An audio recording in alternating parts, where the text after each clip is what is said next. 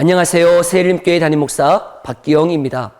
우리는 조직신학을 통해 믿음의 뼈대를 세워나갈 수 있습니다.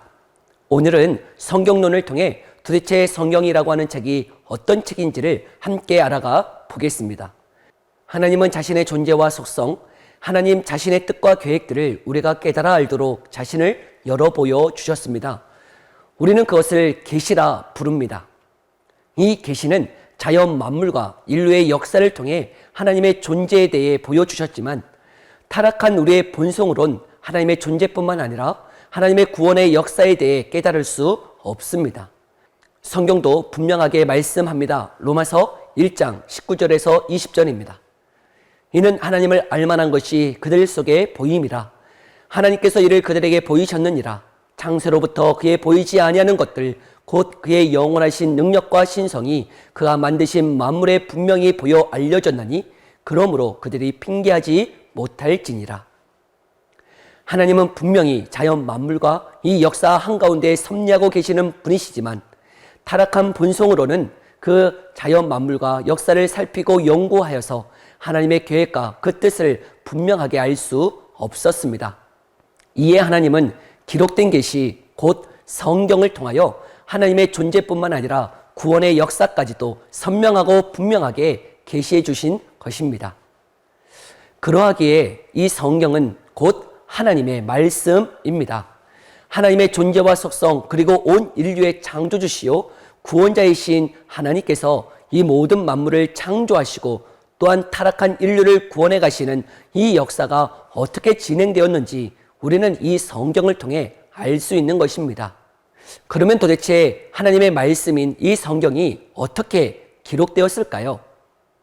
성경은 인간 저자 40여 명을 통해 BC 1440년부터 AD 100년, 약 1600년이라는 시간 동안 기록되어졌습니다. 그런데 왜 하나님의 말씀이라고 하는 것일까요? 분명히 인간이라고 하는 저자를 통해 기록된 말씀인데 하나님의 말씀인 이유가 무엇 때문일까요? 그 이유는 이 성경이 바로 하나님이 원저자이시기 때문입니다. 분명히 사람을 통해 기록하게 하셨지만 하나님이 사람을 감동하셔서 하나님의 뜻을 전달하도록 하셨다는 것입니다. 이것을 성경이 영감되었다 말하는 것입니다. 성경 또한 이렇게 말씀합니다. 모든 성경은 하나님의 감동으로 된 것으로 예언은 언제든지 사람의 뜻으로 낸 것이 아니요 오직 성령의 감동하심을 받은 사람들이 하나님께 받아 말한 것임이라 말씀하고 있습니다. 이처럼 성경은 원저자가 성령 하나님이시고 인간 저자를 통해 기록하게 하셔서 하나님의 뜻을 전달하도록 하셨다는 것입니다. 그러면 하나님은 도대체 인간 저자를 어떻게 감동하셨을까요? 영감에 대한 방식에 있어 크게 두 가지를 생각할 수 있습니다. 기계적 영감과 유기적 영감입니다. 기계적 영감이라고 하는 것은 하나님이 직접 이 모든 성경의 내용을 불러주셨고 인간 저자는 기계적으로 받아 적었다는 견해입니다. 하지만 우리가 성경을 살펴보면 물론 기계적 영감으로 적어진 부분도 있지만 성경이 그렇게 기록된 것이 아니라는 것을 확인할 수 있습니다. 그래서 우리의 견해는 바로 유기적 영감입니다. 이 견해는 하나님이 인간 저자의 성품과 기질, 은사와 재능, 교육과 문화, 어휘와 어법 등 인간 저자가 가지고 있는 모든 특징들을 활용하셨지만 그 인간 저자의 마음과 생각 가운데 감동하셔서 하나님의 뜻을 전함에 있어 추호의 오류가 없도록 하셨다는 견해입니다. 성경의 모든 부분을 영감하시며 모든 단어까지도 하나님이 영감하셔서 하나님은 하나님의 뜻을 우리에게 오류가 없도록 전달해 주신 것입니다. 이처럼 하나님의 감동하심으로 영감된 이 성경은 도대체 우리에게 무엇을 말하고 싶은 것일까요? 예수님도 말씀하시길 너희가 성경에서 영생을 얻는 줄 생각하고 성경을 연구하거니와 이 성경이 곧 내게 대하여 증언하는 것이니라. 이 성경이 곧 누구에 대한 증언이냐면 바로 예수 그리스도에 대한 이야기다 라고 말씀하고 있습니다.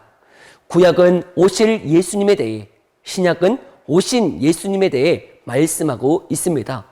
그리고 마지막 성경인 요한계시록을 통하여 다시 오실 예수님에 대해서도 말씀하고 있습니다. 이처럼 성경은 우리의 구원자 되시는 예수님에 대한 이야기를 하고 있는 것입니다. 이 예수님에 대한 예언을 위해 언약이라고 하는 주제를 가지고 이 성경이 흘러가고 있는 것입니다. 그래서 성경을 크게 두 부분으로 나눌 때 구약과 신약으로 나눌 수 있는데, 구약이라고 하는 말이 옛 언약이라는 것이고 신약은 새 언약이라고 하는 것입니다. 이 언약을 통해 약속된 분이 바로 예수 그리스도이시고, 그 예수 그리스도를 통하여 우리에게 약속하신 것이 무엇인지 우리는 이 성경을 통해 확인할 수 있는 것입니다.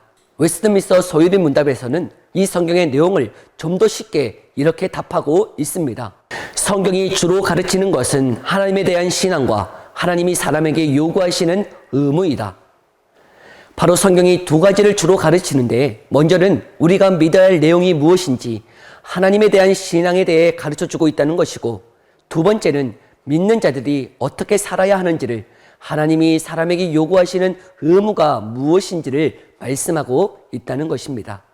그래서 우리는 이 성경을 통해 우리가 믿어야 하는 내용이 무엇인지 이 조지신학을 통해 계속 알아갈 것입니다. 다음 시간은 신론에 대해 알아가 보겠습니다.